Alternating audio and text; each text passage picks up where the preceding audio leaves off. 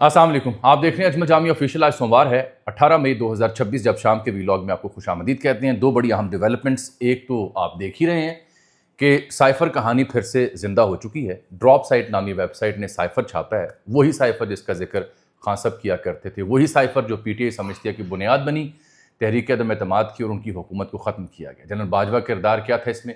یہ cipher drop site کے پاس آیا کیسے؟ سورس جو کلیم کر رہا ہے ڈراپ سائٹ، کیا وہ درست ہے؟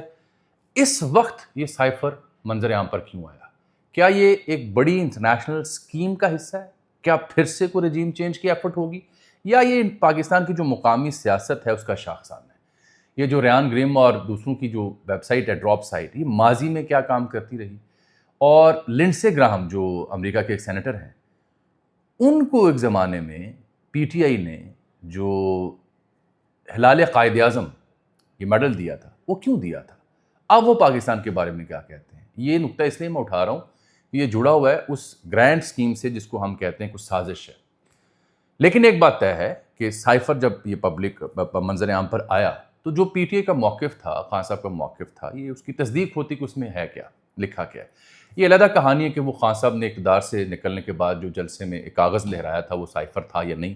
شاہ صاحب نے تو کہا تھا نہیں ہے، اور پھر دوسری کہانی یہ کہ خان صاحب نے یہ بھی کہا تھا کہ وہ تو گم ہو چکا ہے۔ تو کئی ایک سوالات اٹھتے ہیں۔ اس میں اہم ترین شے جو دیکھنے والوں کے لیے توجہ طلب ہے وہ یہ کہ سائفر چھپنے کے بعد پی ٹی آئی اپنی مرضی کا اب ایک نیریٹو اور اپنی جو سچائی تھی ان کی، اس کی کھوج میں لگے گی۔ حکومت خاموش کیوں ہے، یہ البتہ معنی خیز سوال ہے۔ اس سے پہلے کہ میں اس کے اوپر بات کروں، دوسری اہم ترین ڈیولپمنٹ یہ ہے کہ جب تک آپ میرا ویلاگ دیکھیں گے تو آج رات تک امریکہ کی جانب سے اہم اعلان آ سکتا ہے۔ یہ میں آپ کو دکھا رہا ہوں خبر، جس میں آپ دیکھ سکتے ہیں کہ امریکی جو بڑے بڑے کارگو ہیں، جو جنگی ساز و سامان لے جانے کی صلاحیت رکھتے ہیں، یہ اچانک تل ابیب اور اسرائیل کے مختلف شہروں میں اترے ہیں بڑی تعداد میں، اور یہ ہیوی قسم کا جو اسلحہ اور ساز و سامان ہے وہ لے کے پہنچے۔ خبر چھپی ہوئی ہے، کئی انٹرنیشنل میڈیاز نے سے آؤٹ لیٹ نے سے چھایا ہے کہ U S cargo aircraft carrying arms lands in Israel. کیوں؟ کیونکہ جنگ کا خدشہ پیدا ہو رہا ہے۔ اس بیچ میں ایرانین میڈیا یہ دعویٰ کر رہا ہے کہ کچھ تجاویز پر امریکہ مان گیا۔ اب نئی 14 نکاتی تجاویز ہیں۔ ایران اس میں کیا چاہ رہا ہے؟ آج رات تک اور اگلے 12 گھنٹوں میں ٹرمپ کیا اعلان کرنے جا رہا ہے؟ یہ بڑی اہم ڈیولپمنٹ ہے، خطرناک ڈیولپمنٹ ہے۔ رائٹرز نے خبر پاکستان کے حوالے سے بھی شائع کی کہ جنگ کے دوران سعودی عرب میں پاکستانی جو ٹروپس ہیں اور ساز و سامان تھا وہ بھی موجود تھا۔ اس کا بھی جائزہ لیں گے، لیکن پہلے سائفر پہ آ جائیں ذرا۔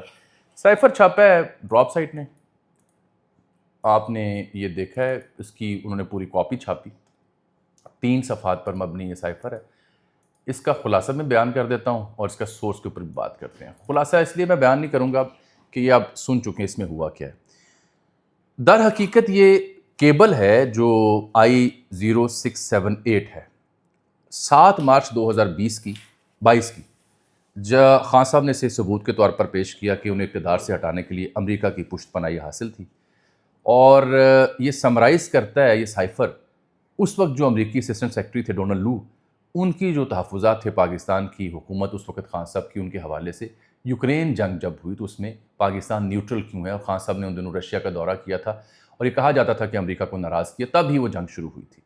تو اس میں یہ کہا گیا کہ اگر ان کی حکومت ہٹا دی جاتی ہے ووٹ آف نو کانفیڈنس کے ساتھ تو واشنگٹن جو ہے وہ پاکستان کو معاف کرنے کو تیار ہو جائے گا۔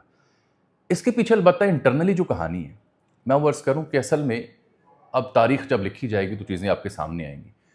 اصل مدعا خان صاحب کی حکومت کے خلاف شروع ہوتا ہے 2021 میں، اور جب خان صاحب کی حکومت نے جنرل فیض حمید کو ڈی جی ISI کے عہدے سے ہٹانے سے انکار کیا اور جو واقعات پیش آئے وہ آپ سب کے سامنے ہیں، تو کہانی وہاں سے شروع ہوتی ہے۔ اگر میں آپ سے حقیقت حال بیان کرنے کی کوشش کروں تو یہ ذہن میں رکھیں کہ یہاں سے پھڈا شروع ہوتا ہے، 1 پیج تھا۔ آنورڈ نہ صرف سعودیہ کی ناراضی آ چکی تھی، کیونکہ مبینہ طور پر جب سعودیہ نے اپنا ایگزیکٹو پلین دیا خان صاحب کو جانے کے لیے امریکہ، تو اس پلین کے بیچ میں جو گفتگو ہوئی وہ ناگوار گزری ان کو، اس میں کابینہ کے لوگ بھی تھے۔ پھر جو رشیا کا دورہ تھا اس بیچ جب کہ جنگ شروع ہو چکی تھی وہ پرابلم بنا، اور اس سے پہلے انٹرنلی 2021 سے جنرل فیض حمید والی کہانی شروع ہو چکی تھی۔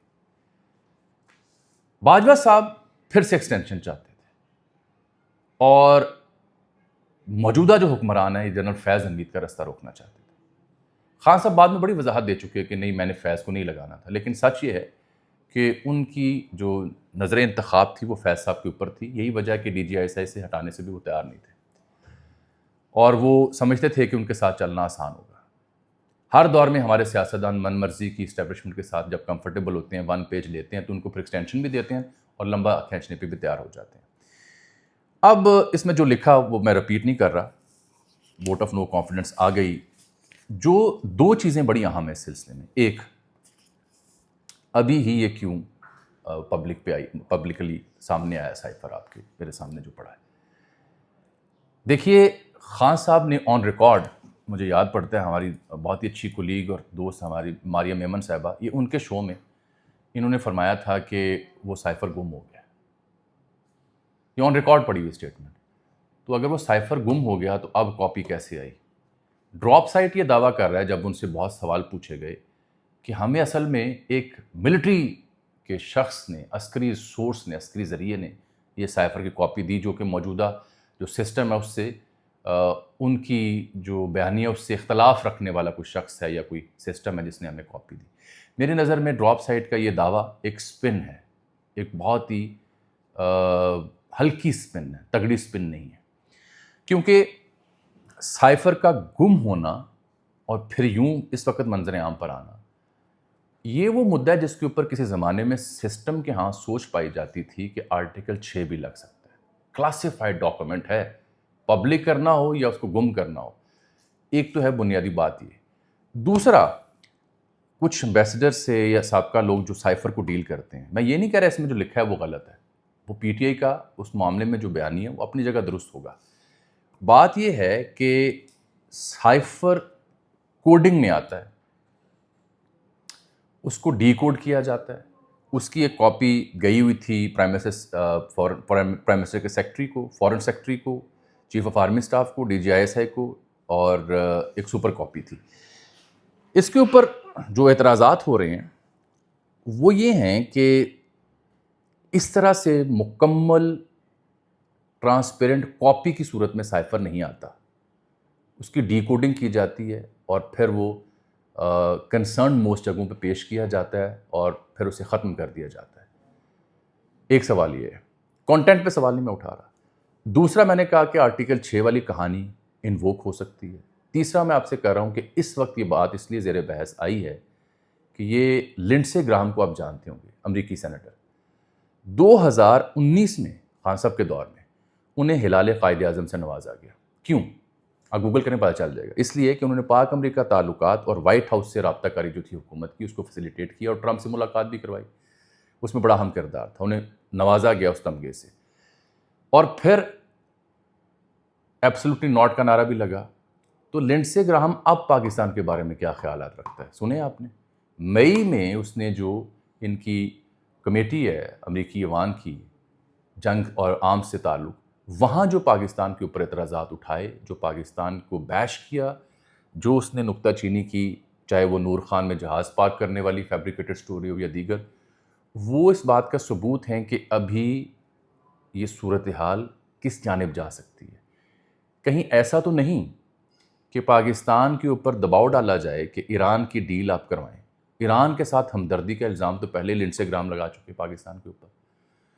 تو اس آڑ میں اس شوشے کو دوبارہ کھڑا کرنا اور اس چکر میں پاکستان سے یہ کہنا کہ آپ ڈیل کروائیں جو کہ نہیں ہو پا رہی، وگرنہ رجیم چینج کی ایک اور ایفرٹ ہو سکتی ہے۔ یہ ہے ایک باریک، افسوسناک اور ایک عجیب و غریب ایک پلان آف ایکشن جو سمجھ آتا ہے بظاہر۔ اس میں PTI کے لیے کیا ہے؟ PTI کے لیے یہ ہے کہ ان کا جو سیاسی موقف ہے وہ اس میں دوبارہ درست ثابت ہو رہا ہے، لیکن قیادت نہیں ہے جو اس کو سیل کر سکے، اس کو مینیفیسٹ کر سکے، اس کے اوپر یعنی قدم جما سکے۔ حکومت خاموش ہے، اس کے علاوہ ان کے پاس آپشن نہیں، کیونکہ یہ والی جو سیاسی حکومت ہے یہ تو اس کا حصہ تھی ووٹ آف نو کانفیڈنس کا۔ یہ والی جو نئی اسٹیبلشمنٹ ہے یہ سمجھتی ہے کہ یہ باجوے کا کام تھے، وہ جانے، اور اس کے جو حالی موالی اور متاثرین ہیں وہ جانے، یہ اپنے آپ کو مکتی دیتے ہیں اس معاملے کے اوپر۔ تو کردار ایک بار پھر سے کھل کے باجوہ صاحب آ رہے ہیں، جو ایکسٹینشن چاہتے تھے اور پھر ساتھ یہ پنگا ہوا، اس کو ایکسپرٹائز کیا اور ووٹ آف نو کانفیڈنس ڈال دی۔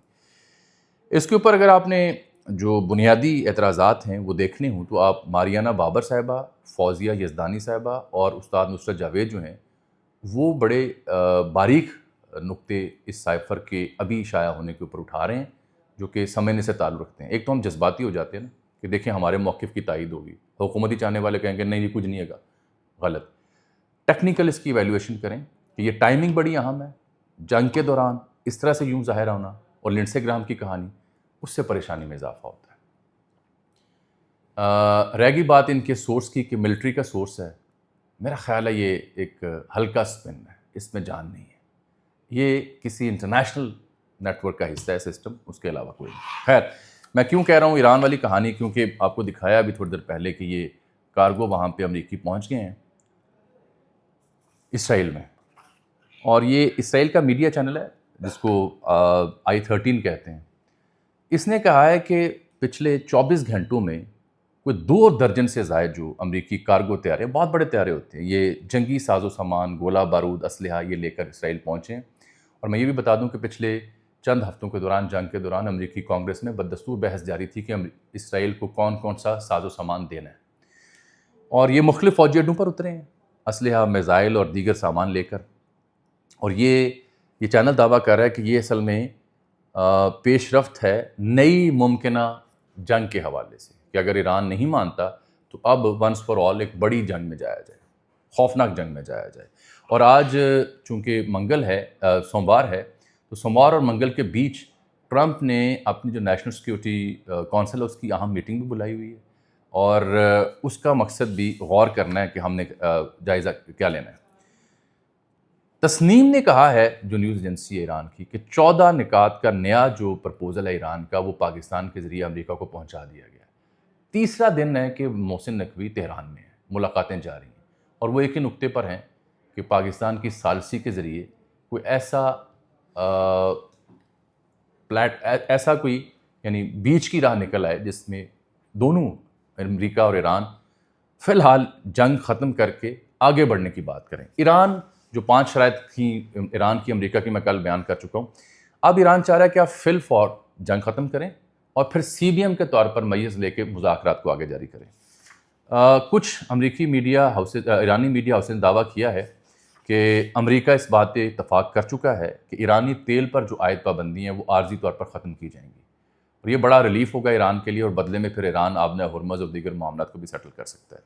لیکن یہ سب کچھ اس اسلحے کے بیچ منڈلا رہا ہے۔ ریوائز پلان آف ایکشن جا چکا ہے، 14 نکاتی پلان ہے جو پہنچا ہے وہاں پہ پاکستان کے ذریعے امریکہ کے پاس۔ اسماعیل بقائی صاحب کا میں نے بات کی تھی آپ سے، وہ کہتے ہیں کہ ایران یورینیم افزودگی کے اپنے حق پر نہ تو بات چیت کرے گا اور نہ ہی کوئی سمجھوتا، کیونکہ امریکہ نے کہا تھا کہ 400 کلو گرام یورینیم ہمارے حوالے کیا جائے۔ روس والی آپشن بھی مسترد کی ہے۔ ایک خبر میں اور دوں، پرسوں چوتھ ویلاگ میں آپ سے عرض کی تھی کہ اس جنگ کے دوران عراق کے اندر اسرائیلی سسٹم، اسرائیلی اڈے موجود رہے، اور جب عراقی فورسز نے جانے کی کوشش کی تو ان کے حملہ کیا گیا۔ آج نیو یارک ٹائمز نے اس کی تصدیق کر دی ہے کہ مغربی صحرا جو عراق کا تھا، وہاں پہ 2 خفیہ فوجی اڈے اسرائیل کے قائم تھے۔ اس خطے میں ان کے اثر و رسوخ کی سب سے بڑی مثال ہے۔ جانے سے پہلے میں ایک خبر آپ کو اور دے دوں، اور وہ خبر جڑی ہوئی ہے رائٹرز نے، آصف شہزاد، سعد سید اور مبشر بخاری نے خبر دی۔ یہ کہتے ہیں جنگ کے دوران پاکستان کے جو ٹروپس ہیں، ایک اسکواڈن، وہ سعودی عرب میں ڈپیوٹ رہا ہے۔ پاکستان سعودی عرب کا کوئی دفاعی معاہدہ ہے، اس تناظر میں بھی ہے، لیکن ہسٹوریکلی 1980 سے آن ورڈ بھی سرٹن اماؤنٹ آف ٹروپس کی پریزنس وہاں پہ ہمیشہ رہی ہے، اور وہ حرمین شریفین کے ساتھ جو ہمارا تعلق اس بنیاد پہ تھا۔ لیکن موجودگی ہونا اور بات ہے، کیا پاکستان ایکٹیولی کسی شے کا حصہ بنا، یہ دوسری بات ہے۔ تو صبر کا اور شکر کا مقام یہ ہے کہ ایسی نوبت نہیں آئی، اور اب بھی کوشش یہ ہے کہ ایسی نوبت نہ آئے۔ آنے والے دنوں میں اب آپ تو ہوگی جنگ شروع، تو سائفر کہانی تھوڑی زیرو ہو جائے گی۔ جنگ شروع نہ ہوئی تو اس میں تھوڑی سی آپ انگارے دیکھیں گے، اور ان انگاروں کے اوپر پھر ڈپینڈ کرتا ہے کہ باہر بیٹھا PTI کا ووٹر سپورٹر اور موجودہ قیادت وہ ایک پیج پہ ہے یا مختلف پیجز پہ ہے۔ مجھے البتہ اس میں ایک گرینڈ کانسپریسی دکھائی دیتی ہے۔ پاکستان کی سیاست کے حوالے سے، پاکستان کے سسٹم کے حوالے سے ہمیشہ ویسٹ اور امریکہ گرینڈ کانسپریسیز کا حصہ رہے ہیں، اب بھی مجھے یہ اس کا ثبوت دکھائی دیتا ہے۔ یہ بات اپنی جگہ کہ سائفر پی ٹی آئی کے بیانیے کی تصدیق کرتا ہے۔ السلام علیکم۔